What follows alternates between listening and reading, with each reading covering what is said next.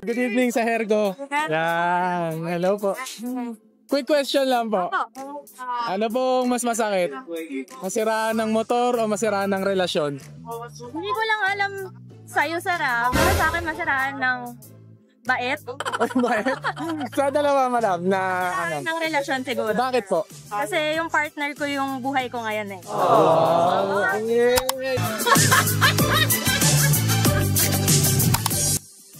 Ang hirap ng sagot na yun kasi pag napanood niya to. May sagot siya. Dapat tugma. Relasyon na lang. Bakit relasyon? Ba't mas okay masira yung relasyon kaysa sa motor? Kasi di ko siya maaangkas. Ay! Aray! Next question, madam. Ano mas masakit? Murahin ka o sabihan kang pangit? Pangit siguro. Huwag lang marahin eh.